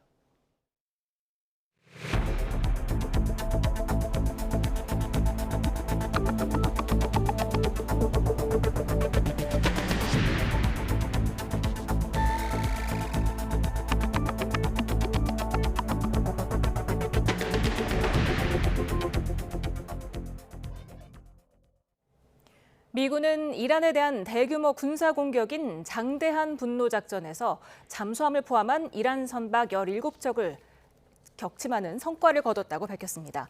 미군의 중동 지역을 지휘하는 미 중부사령부 브래드 쿠퍼 사령관은 SNS 영상 메시지에서 이란 최고 성능 잠수함 측면에 구멍을 뚫는 등 해군 전체를 침몰시키고 있다며 이같이 말했습니다. 그러면서 이란 정권은 수십 년간 국제 해운을 괴롭혀왔지만 오늘 아라비아만과 호르무즈 해협, 오만만에는 이란 선박이 단 한 척도 없다고 강조했습니다. 트럼프 미 대통령이 한때 이용하고 버렸던 쿠르드족 무장 세력을 이란과의 전쟁에 다시 끌어들이는 방안을 검토하는 것으로 전해졌습니다. 쿠르드족을 이란과의 지상전에 투입시키겠다는 건데 자칫 이번 전쟁이 장기전의 늪으로 빠질 수 있다는 지적도 나옵니다. 김선중 기자입니다. 쿠르드족은 튀르키예와 시리아, 이라크, 이란 4개 나라의 국경 지대에 흩어져 살고 있습니다. 공식적인 국가를 갖지 못했지만 인구가 거의 3천만 명에 달합니다. 끊임없이 독립을 요구하며 지역 분쟁에도 개입해 왔습니다.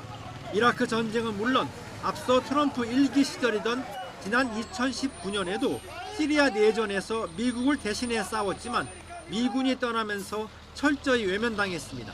All America liar! I will fuck Turkish! Fuck American! All baby small inside the Kurdish die! No somebody talk in the Erdogan! 하지만 트럼프는 이번에도 쿠르드족에 손을 내밀었습니다. 미국 언론들은 쿠르드 무장 세력을 이란과의 지상전에 투입할 것이라는 관측을 내놓고 있습니다. Iranian Kurdish forces are literally preparing a ground operation inside western Iran in the coming days with the support of the US and Israel.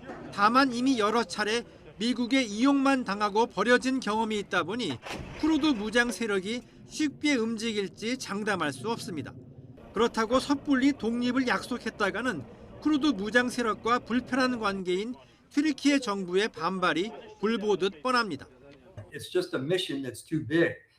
And if you haven't planned that beforehand, and if the US government is just beginning to think of, hey, maybe we should arm the Kurds, it's a little bit too late for that. 일부 전문가들은 쿠르드족 투입은 지역 불안을 더 키우는 도박이 될 수 있다고 지적합니다. 조급한 마음에 끌어들인 쿠르드의 참전이 오히려 이번 전쟁을 장기전의 늪으로 끌고 갈 것이라는 전망도 나옵니다. YTN 김선중입니다.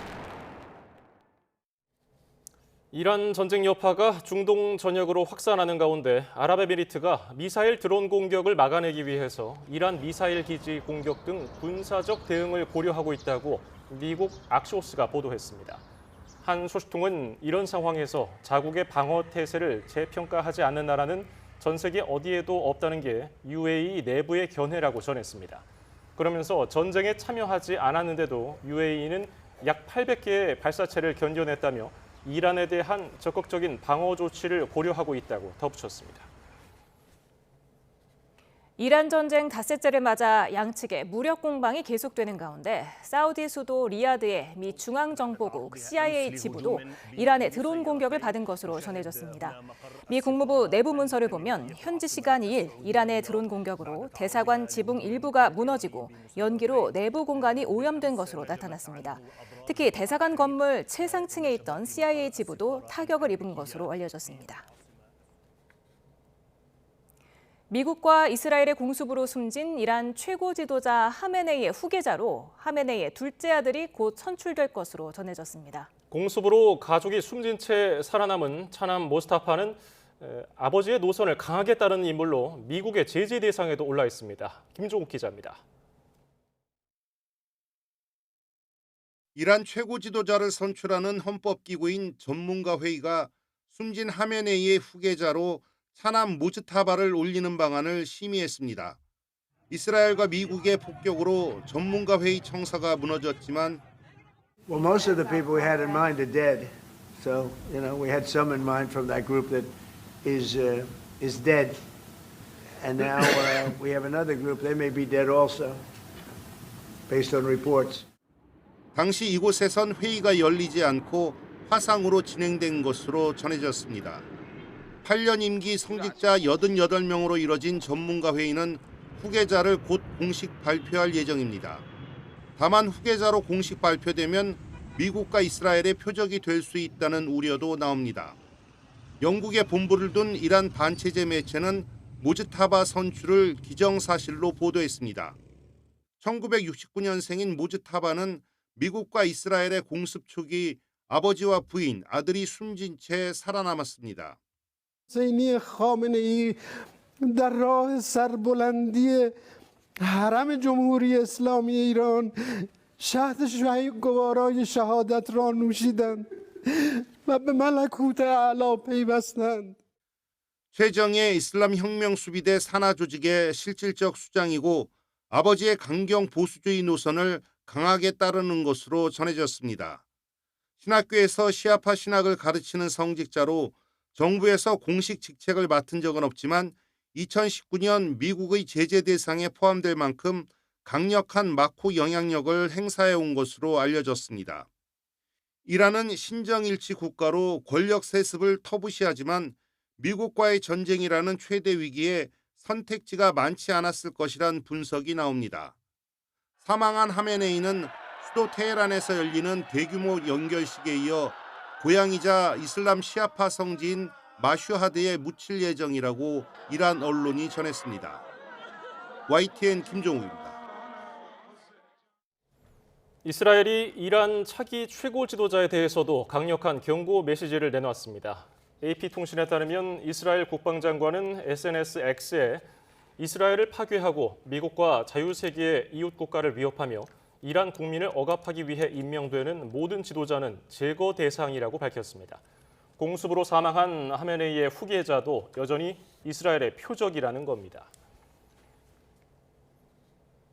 이란 전쟁이 격화되면서 이제 승패는 누가 더 많은 미사일을 가졌느냐는 재고 싸움으로 번지고 있습니다. 3천만 원짜리 드론을 막기 위해서 60억 원짜리 요격 미사일을 쏟아붓는 극심한 불균형 속에 미국의 고민도 깊어지고 있습니다. 조성호 기자입니다. 지난달 28일 개전 이후 이란과 대리 세력들이 쏟아낸 폭격은 1000번이 넘습니다. 2차 세계대전 이후 중동 최대 규모의 충돌입니다. 미국과 이스라엘은 압도적인 공군력으로 대응하고 있지만 현장의 분위기는 심상치 않습니다. 전쟁의 성격은 이른바 가성비 싸움으로 변했습니다. 이란이 날리는 저가형 드론은 한 대에 고작 3천만 원이지만 이를 막으려 미국과 이스라엘이 쏘는 요격 미사일 한 발은 무려 60억 원입니다. And we're now in a race, and that race is about the interceptor stockpiles for the missiles across the region in the US and Israel versus the stockpiles of missiles and drones by the Iranians. 지금까지는 우방국과 힘을 합쳐 잘 막아내고 있다는 평가지만 재고 고갈 경고음은 커지고 있습니다. 전문가들은 지금 같은 속도라면 일주일 안에 걸프 지역의 방공 미사일이 바닥날 수 있다고 경고합니다. 사태가 급해지자 미 국방부는 무기 보충을 위해 74조 원 규모의 추가 예산을 요청하기로 했습니다. 백악관은 오는 6일 주요 방산업체들을 불러 생산량 확대를 압박할 예정입니다. 백악관과 방산업계의 긴박한 움직임 속에 트럼프 대통령은 여전히 자신감을 보이고 있습니다. By the way, we have massive amounts of ammunition. We have the high end. 그러나 우크라이나와 타이완 등 다른 지역 수요까지 겹치면서 미국의 무기 창고가 한계에 다다랐다는 분석이 지배적입니다. 누가 먼저 빈 창고를 드러내느냐가 승패를 결정짓는 잔인한 소모전. 중동 하늘은 이제 단순한 무력 충돌을 넘어 거대한 경제적 자산의 시험대가 되고 있습니다. YTN 조성호입니다.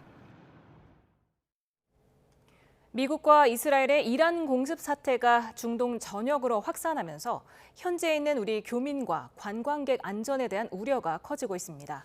가득 설렘을 안고 떠난 여행은 전쟁과 폭격의 두려움 속에 악몽으로 변해버렸는데요.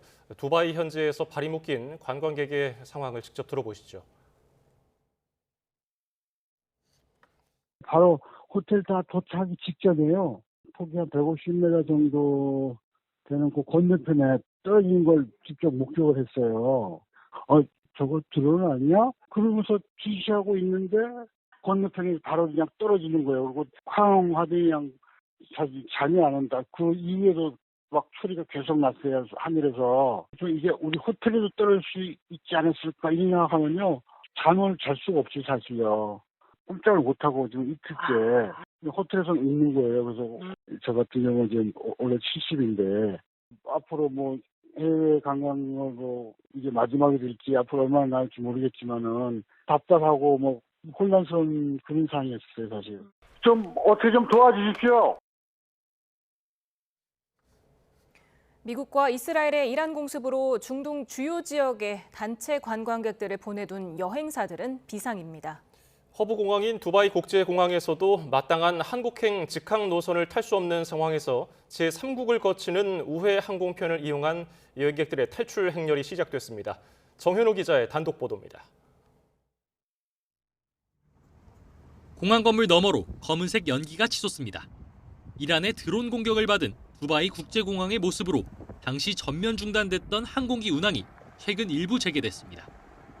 하지만 두바이와 한국을 잇는 직항편이 모두 끊겨 현지에 발묶인 단체 여행객들이 빠져나오지 못한 상황입니다. 항공편을 알아보고 있는 중에 있고요. 녹록지 않을 경우에는 육로 이동을 통해 인접 다른 국가를 통한 이동까지도 고려하고 있습니다. 이 같은 상황의 여행사들은 제3국으로 향하는 항공기의 빈자리를 수시로 확인하는 예매 전쟁에 뛰어들었습니다. 일단 하나투어 패키지 여행객 40명이 우선 현지 시각으로 4일 새벽 UAE 국적기인 에미레이트 항공기를 타고 타이완 타이베이 공항으로 출발했습니다. 또 다른 단체 여행객 30여 명은 도쿄 나리타 공항으로 향하는 에미레이트 여객기를 예매해 둔 것으로 파악됐습니다. 각각 경유지에서 하루 묵은 뒤 인천으로 출발해 귀국할 예정입니다. 오드투어 역시 타이베이와 하노이, 광저우 경유 항공편을 확보해 여행객들의 귀국 일정을 조율하고 있다고 설명했습니다. 항공편을 찾지 못해 귀국이 늦어지는 경우에 대비해 대부분 여행사는 추가 숙박비 등을 지원하는 방침을 세워뒀거나 검토하고 있습니다. UAE 정부도 체류 중인 여행객들의 숙박 비용과 식비를 무상 지원하라는 행정명령을 관내 전체 호텔에 하달한 것으로 전해진 상황입니다. 이런 가운데 두바이 편 여객기 결항을 오는 8일까지로 연장한 대한항공은 정부와 관계기관과의 논의 등을 거쳐 운행 재개 여부를 정할 예정입니다. YTN 정윤우입니다. 미국, 이스라엘과 이란 간의 군사적 충돌이 격화되면서 호르무즈 해협 일대 발이 묶인 선박에 우리 선원 186명이 있는 것으로 파악됐습니다. 해수부에 따르면 호르무즈 해협 내측에는 우리 선박 26척이 있는 것으로 파악됩니다. 이 선박들에는 한국인 144명을 포함해 선원 597명이 승선하고 있습니다. 또 외국선에도 우리 선원 42명이 승선하고 있는 것으로 파악돼 호르무즈에 있는 우리 선원은 총 186명인 것으로 확인됐습니다. 네, 방금 들어온 소식 전해드립니다. 경기 포천시 신북면에 있는 한 공장에서 불이 났다는 소식이 들어왔습니다. 소방당국은 대응 1단계를 발령했습니다. 조금 전인 오후 5시 20분에 신고가 접수됐고요. 현재까지 한 명이 병원으로 이송된 것으로 전해졌습니다. 소방당국은 현재까지 11명이 대피했고 추가 인명피해를 확인 중이라고 밝혔는데요. 산불로 확산할 우려에 헬기가 투입해서 지금 진화에 총력을 기울이고 있는 것으로 들어오고 있습니다. 소방당국은 공장 화재를 진압 중이고 지금 목격자 신고가 잇따르고 있다고 밝혔습니다. 보다 자세한 내용이 들어오면 다시 한번 전해드리겠습니다. 이란 사태로 중동발 악재가 이어지면서 코스피가 12% 넘게 떨어지며 역대 최대 하락폭을 기록했습니다. 9.11 테러 당시를 넘어선 낙폭으로 코스피와 코스닥 시장은 일시적으로 거래를 중단하는 서킷 브레이커가 발동되기도 했습니다. 윤태인 기자입니다. 이란 사태로 촉발된 중동발 충격에 코스피는 3% 하락한 채 장을 시작했습니다. 한때 선물지수가 전날 종가보다 6%가량 하락하면서 자동 매도 주문을 멈추는 사이드카가 이틀 연속으로 발동됐고 더욱 커진 낙폭의 지수는 장중 8% 넘게 하락하며 20분 동안 거래가 일시 중단되는 서킷 브레이커가 발동됐습니다. 거래가 재개된 뒤에도 코스피는 12% 넘게 내려가는 등 낙폭이 커지면서 5,093포인트로 장을 마감했습니다. 9.11 테러 당시를 넘어서 한국거래소가 지수 낙폭을 집계한 이후 사상 최대 기록으로 이틀 동안 하락한 코스피는 20%를 넘겼습니다. 코스닥 지수는 14% 하락해 1000선을 지키지 못하고 978로 장을 마감했고 코스피와 마찬가지로 서킷 브레이커가 발동돼 한때 거래가 중단되기도 했습니다.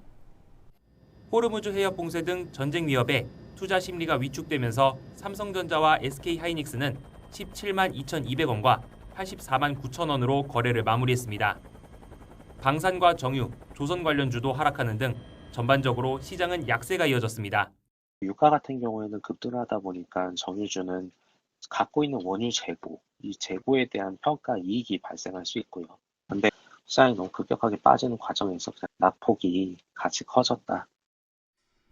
기관은 5,800억 원 순매도했지만 개인은 순매수와 순매도로 오간 끝에 700억 순매수로 장을 마쳤고 외국인 투자자는 10거래일 만에 순매수로 돌아섰습니다. 주가 전환 시점에서 중요한 지표로 추정을 할 수 있는 외국인 선물 매매 동향이 장 후반에 대규모 순매수를 기록을 했다라는 점을 주목을 해볼 수 있을 것 같습니다.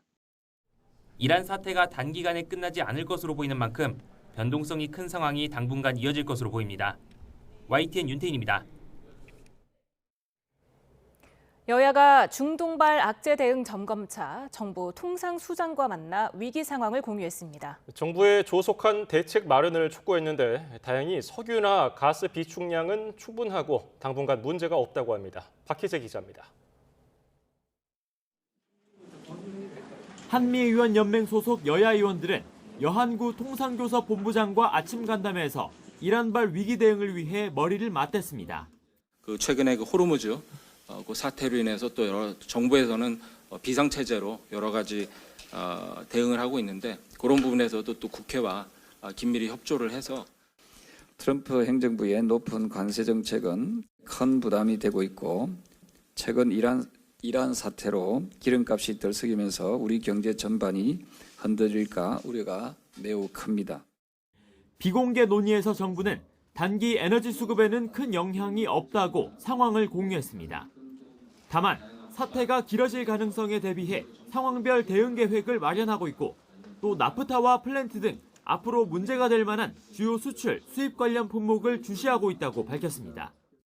현재 석유도 그러하고 가스도 어느 정도 비축량이 충분하다.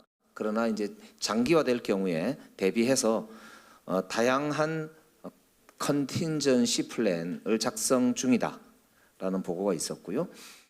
일촉즉발, 유동적인 국제정세 속에 대미투자 특별법 논의도 다시 시작됐습니다. 투자 비용과 강제성 등 국회의 통제 장치를 놓고 줄다리기를 이어왔지만 여야는 국익을 위해 시한 내 처리하기로 전격 합의했습니다. 대미투자 특위 활동 기한인 9일까지 쟁점을 매듭 짓고 오는 12일 본회의에서 처리하자는 구체적인 일정표도 나왔습니다. 하지만 주식시장이 폭락하고 환율까지 치솟는 상황에서 대규모 대미 투자를 놓고 여전한 시각 차이도 드러냈습니다. 200억 불을 매년 보낸다라고 하면 근본적으로 이 문제를 해결하기 위해서 한미 통화 수합이 필요하다라는 각계의 의견이 많은데 한미 간의 통화 수합부 체결이 안 된 거에 대한 그런 보완 조치들도 이중 삼중으로 하고 있다라는 말씀을 지금 하신 거잖아요. 국회 외통위는 금요일 이란발 여파 대응을 주제로 긴급 현안 질의를 진행합니다. 정쟁이 아닌 국익을 최우선에 놓고 여야가 중지를 모아야 할 때라는 목소리가 나옵니다. YTN 박희재입니다. 미국과 이스라엘의 이란 공습으로 중동 정세가 급격히 악화하면서 국제 유가가 폭등했습니다. 유가가 오르면 몇 달 뒤에 식품 물가에도 영향을 주기 때문에 전쟁이 장기화하면 식탁 물가가 연쇄적으로 오를 수도 있습니다. 오동건 기자입니다. 미국과 이스라엘의 이란 공습 이후 국제 유가가 출렁이고 있습니다. 문제는 유가 상승이 단순히 기름값 인상에만 그치지 않는다는 점입니다. 에너지, 운송 비용 등이 모두 오르면서 농산물과 가공식품, 외식 물가까지 연쇄적으로 자극합니다. 신선식품의 경우 비닐하우스 난방에 쓰이는 면세유 가격이 오르면서 생산 비용이 상승합니다. 농산물 가격의 49%가 유통비라 운송비 상승이 신선식품 가격 인상을 부추길 수밖에 없습니다. 가공식품의 경우 제조 공장의 연료 비용 부담이 커지고 포장재 원가도 상승합니다. 페트병과 비닐 포장재의 원료인 나프타 가격이 유가와 연동되기 때문입니다. 한국은행은 유가가 10% 오르면 소비자 물가가 0.1에서 0.2%포인트 오른다고 분석하고 있습니다. 글로벌 투자은행 시티도 국제유가가 배럴당 82달러를 유지할 경우 올해 소비자 물가 상승률이 0.6%포인트 더 오르고 한국 경제 성장률이 0.45%포인트 하락할 수 있다고 내다봤습니다. 유가 상승하게 되면은 기본적으로 물가가 오른다라는 연구 결과들은 많이 있습니다. 다만 이러한 결과가 나타나는 것이 시차를 걸린다는 의견들이라고 보시면 될 것 같고, 이 시차의 근본 원인은 현재 거래되고 있는 원유가는 이미 과거에 의해서 결정된 것이기 때문에 전쟁이 장기화할 경우 글로벌 곡물 가격 상승도 불가피합니다. 곡물의 70% 이상을 수입에 의존하는 우리나라는 충격이 더 클 수밖에 없습니다. 정부는 원유와 석유 제품 208일분을 비축해 수급 대응 체계를 갖췄다고 밝혔지만 유가 급등이 계속되면 중동발 충격이 밥상 물가까지 번질 불안 요소는 여전히 남아 있습니다. YTN 오동건입니다. 이란에 대한 미국의 군사작전을 지켜본 북한의 셈법은 복잡해질 전망입니다. 최고 지도자가 제거된 상황은 김정은 위원장에게 충분한 공포감을 줬을 것으로 보이는데 향후 북미 관계에 어떤 영향을 미칠지 주목됩니다. 이종원 기자입니다. 북한은 반미라는 동질성을 바탕으로 이란과 전통적 우방 관계를 유지해왔습니다. 지난 1일 외무성 대변인 담화를 통해 미국과 이스라엘의 무력 행위를 불법무도한 침략 행위이며 가장 추악한 주권 침해라고 비난했습니다. 그러나 거기까지였습니다. 특히 김정은 국무위원장은 이란의 최고 지도자 하메네이 사망이 알려진 당일 군부대가 아닌 경제 현장을 찾았습니다. 경애하는 김정은 동지께서 3월 1일 애국적 증산운동의 기치를 들고 나아가는 상원 세멘트 연합 기업소를 축하 방문하시고 이란과는 달리 이미 미국을 사정권으로 둔 핵무기를 보유하고 있고 중국과 러시아라는 든든한 뒷배 등을 바탕으로 자신감을 표출한 것으로 보입니다. 그러나 미국이 하메네이를 제거하며 보여준 정밀 첩보와 작전 능력은 김 위원장에게도 경고 이상의 실존적 위협이 됐을 것으로 보입니다.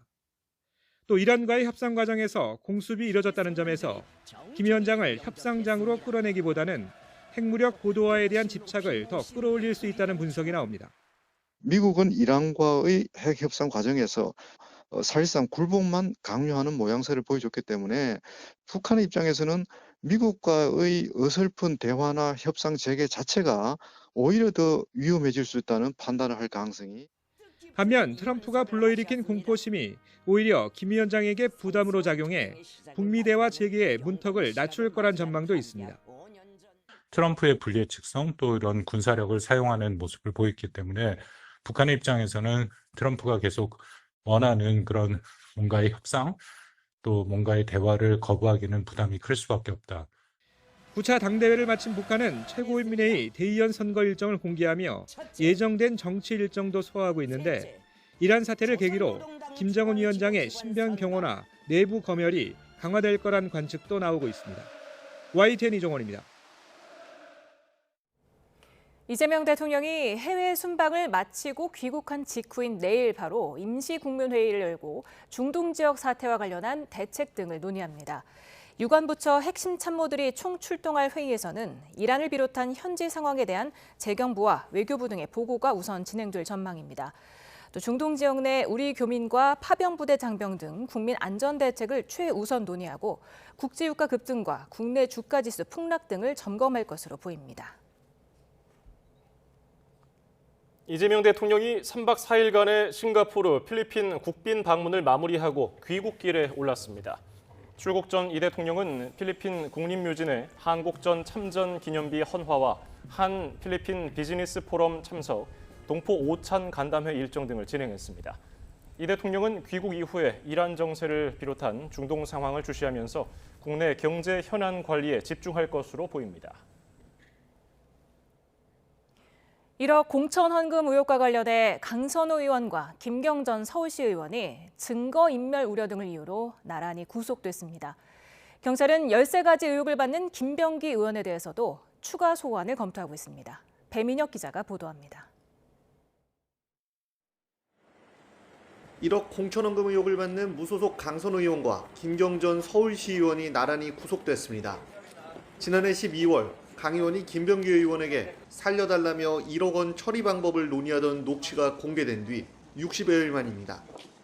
재판부는 강 의원과 김 전 시의원이 증거인멸의 우려가 있다며 구속영장을 발부했습니다. 앞서 경찰은 구속영장 신청서에서 강 의원이 압수수색을 대비해 깨끗하게 집을 치워놓는 등 증거를 인멸한 정황이 있다고 강조했고, 김 전 시의원 역시 의혹 제기 직후 SNS를 탈퇴한 정황이 포착됐는데 이런 부분이 영장 발부에 영향을 미친 것으로 풀이됩니다. 두 사람의 진술이 엇갈려온 가운데 경찰은 마포경찰서 유치장에 구금된 이들을 상대로 1억 공천원금 의혹 관련 사실관계를 추궁할 계획입니다. 특히 강 의원이 1억 원을 전세자금에 쓴 건 아닌지, 전 사무국장에게 실제로 금품을 반환하라고 지시했는지 등을 중점적으로 조사할 것으로 예상됩니다. 또 김 전 시의원이 강 의원에게 돈을 돌려받은 뒤 쪼개기 후원 등의 방식으로 다시 돈을 건넸다는 의혹과 김 전 시의원이 강서구청장 보궐선거 출마를 위해 정치권 로비를 시도했다는 의혹 수사도 본격화할 전망입니다.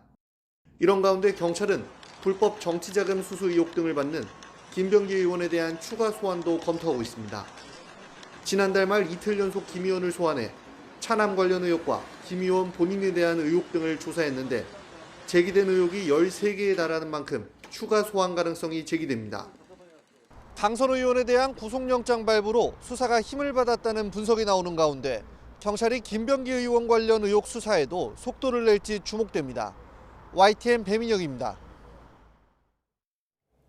서울 고등법원의 내란 전담 재판부가 오늘부터 본격 가동에 들어갔습니다.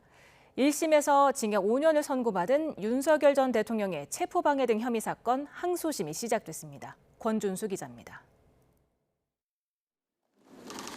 서울 고등법원 내란 전담 재판부가 본격적인 심리에 착수했습니다. 윤성식 부장판사가 재판장을 맡은 형사 1부가 윤석열 전 대통령의 체포방해 등 혐의 사건 항소심 첫 재판을 열었습니다. 지난달 내란 우두머리 혐의 사건 1심에서 무기징역을 선고받은 윤 전 대통령도 법원에 출석했습니다. 1심에서 징역 5년을 선고받았던 윤 전 대통령은 공소 사실을 전면 부인했습니다.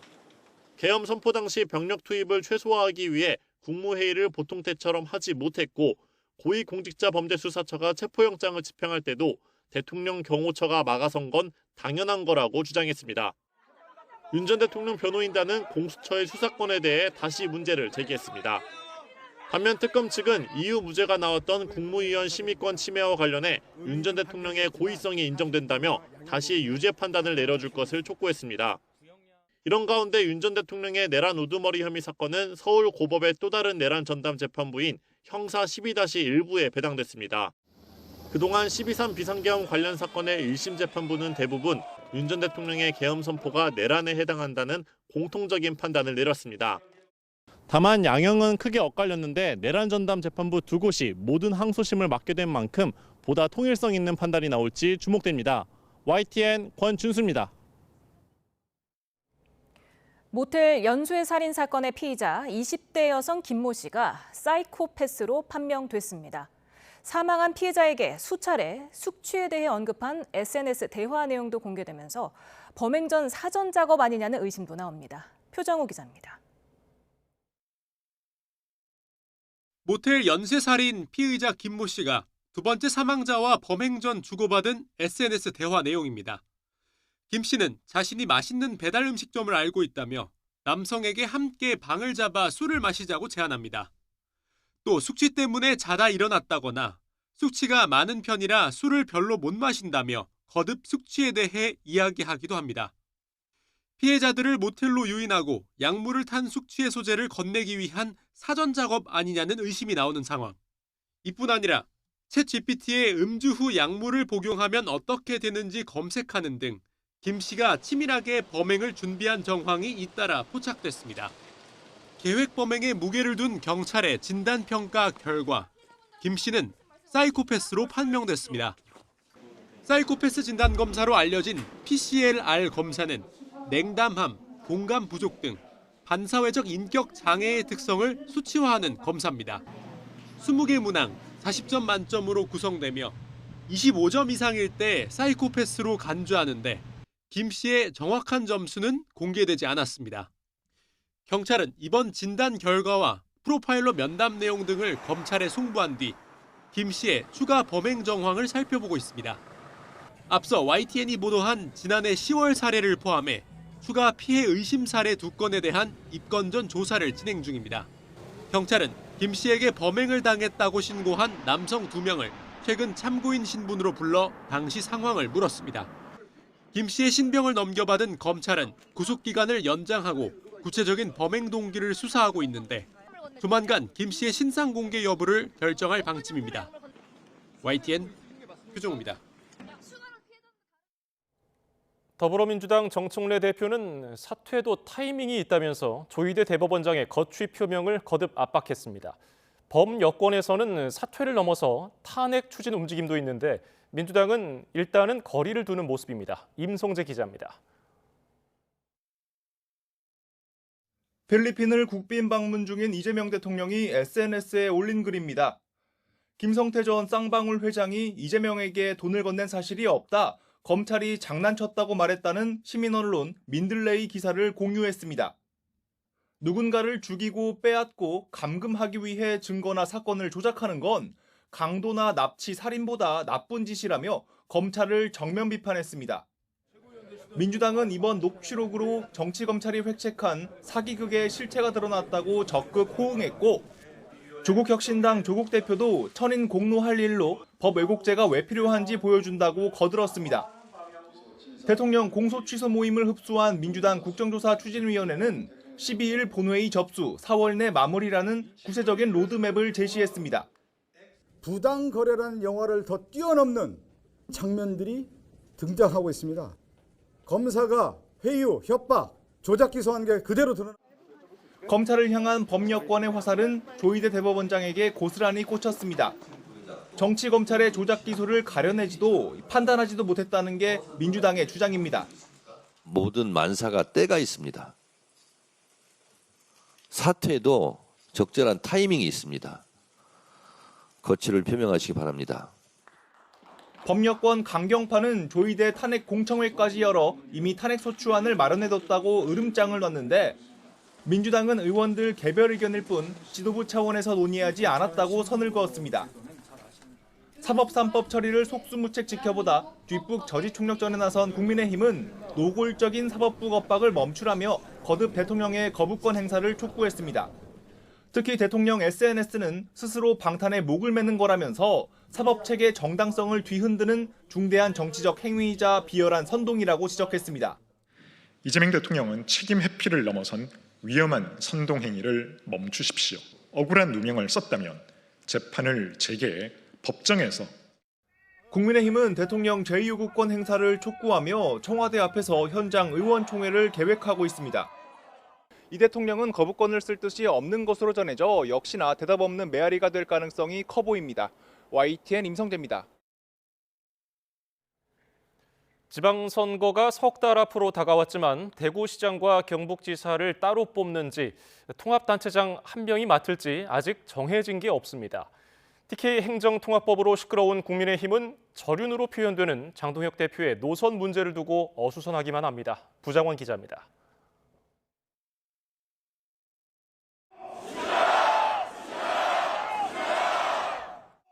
국민의힘 소속 대구 경북 지역구 의원과 당원들이 여의도 국회의사당 앞을 가득 메웠습니다. 더불어민주당이 광주 전남 행정통합만 신속 처리하고는 TK 통합은 고의로 발목을 잡고 있다며 상경투쟁에 나선 겁니다. 정략적 이중잣대로 대구 경북 통합법 처리를 거부한다면 500만 시도민이 반드시 심판할 것입니다. 우리를 가지고 놀아도 유분수 아닙니까? 우리가 놀다가 버려도 되는 놀이개입니까? 대구 경북 행정통합특별법 2월 처리가 무산되며 지방선거 이전 통합은 물 건너간 것 아니냐는 전망이 나오는 가운데 여야 원내 지도부의 만남조차도 내탁 공방으로 끝났습니다. 민주당에서는 기존 입장을 계속 고수하고 있는 상황이라서 지역 통합의 문제는 3개 지역이 동시에 처리되는 게 맞겠다. 이런. 텃밭 민심이 급한 국민의힘에서는 장동혁 대표가 직접 대여 공세에 나섰습니다. 국민을 갈라치더니 이제 지역까지 갈라치고 있습니다. 더불어민주당과 이재명 정권은 반드시 통과시켜야 할 것입니다. 장 대표는 다만 윤 어게인과의 절연 요구에는 또다시 선을 그었습니다. 당내 개혁가 모임 대안과미래가 절연을 요구하며 당대표실을 찾아갔지만 30분에 걸친 회동 끝에 나온 건 설득 포기 선언이었습니다. 장 대표가 노선을 바꿀 가능성이 없다고 본 겁니다. 전략과 전술에 있어서는 차이가 있다는 부분에 대해서는 오늘 좀 확인할 수 있는 계기였습니다. 최종적인 정치적 책임은 본인이 질 수밖에 없다는. 국민의힘 지도부는 사실상 윤어게인 세력을 안고 지방선거를 치르겠다는 판단을 한 것으로 보입니다. 석 달 정도 남은 선거에서 지금의 선택이 어떤 결과를 가져올지 관심이 쏠립니다. YTN 부장원입니다. 대구 도심 공사장에서 대형 중장비인 천공기가 대로 쪽으로 쓰러졌습니다. 3명이 경상을 입는 데 그쳤지만 통행량이 많은 도로여서 하마터면 더 큰 피해로 이어질 뻔했습니다. 김근우 기자입니다. 택시가 교차로에 진입하는 순간 거대한 중장비가 도로 쪽으로 기울어집니다. 몸체가 꺾이더니 몇 초 만에 굉음을 내며 완전히 쓰러집니다. 택시는 넘어진 장비와 부딪혔고 앞서가던 버스와 승합차는 간발의 차로 사고를 피했습니다. 근데 마침 신호가 거의 차가 다 지나가고 뒤가 몇 대 안 됐을 때니까 그렇게 큰 사고 안 났어요. 혹 택시 기사님이 속도만 빨랐으면 죽었지. 큰일 날 뻔했어 진짜. 오전 9시쯤 대구 만촌내거리 공사 현장에서 작업 중이던 66톤짜리 천공기가 넘어졌습니다. 천공기는 이렇게 차가 지나다니는 도로 한복판에 넘어졌습니다. 통행량이 많은 대로였던 데다 출근 시간이어서 피해는 더 커질 수도 있었습니다. 이 사고로 택시 운전기사와 승객, 천공기 기사가 다쳤습니다. 또 도로 4개 차로가 오전 내내 차단돼 극심한 정체가 빚어졌습니다. 사고 현장에서는 지하철역 통로를 추가로 만드는 공사가 진행 중이었습니다. 지난 2022년 착공했지만 완공이 늦어지며 5년째 교통 혼잡은 물론 안전사고 우려가 이어져 왔습니다. 경찰은 천공기를 점검하려고 선회하다가 사고가 난 것으로 보고 시공사 측의 과실 여부를 들여다보고 있습니다. 노동청도 해당 시공사가 진행 중인 모든 현장에 대한 불시 현장 감독에 착수했습니다. YTN 김근우입니다. 교통사고로 크게 다친 2009년생 어린 소녀가 장기 기증으로 6명을 살리고 세상을 떠났습니다. 한국장기조직기증원은 지난해 12월 16일 아주대학교 병원에서 16살 박채연 양이 심장과 폐, 간, 신장, 양쪽 안구를 기증했다고 밝혔습니다.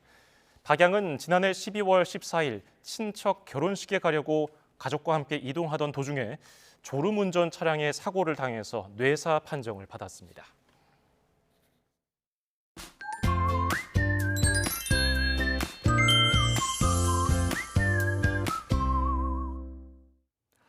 오늘 낮 동안에도 기온이 크게 올랐습니다. 맞습니다. 아직은 초봄인 만큼 바람은 조금 차갑지만 볕은 따스하게 느껴지는데요. 내일은 서울 낮 기온이 14도, 대전과 광주, 대구 16도까지 오르면서 날이 더 온화해지겠습니다. 다만 아침, 저녁에는 여전히 꽤 쌀쌀합니다. 외출하시는 분들은 옷차림에 신경 써주시기 바랍니다. 또 차츰 국외 미세먼지가 유입되면서 밤사이 서쪽 지방을 중심으로 초미세먼지 농도가 나쁨 수준까지 오르겠습니다. 여기에 하늘도 대체로 흐리겠고 밤부터는 전국에서 눈비가 시작되겠습니다. 특히 강원도를 중심으로는 10cm 안팎의 많은 눈이 예상됩니다. 피해 없도록 각별히 주의해 주시기 바랍니다. 이번 눈비는 모레 오전에 중부지방부터 점차 그치겠고 눈비가 그친 뒤에는 기온이 낮아지면서 영하권의 꽃샘추위가 찾아올 전망입니다. 봄이 되면서 나른해지거나 졸음이 쏟아지는 분들이 있을 텐데요.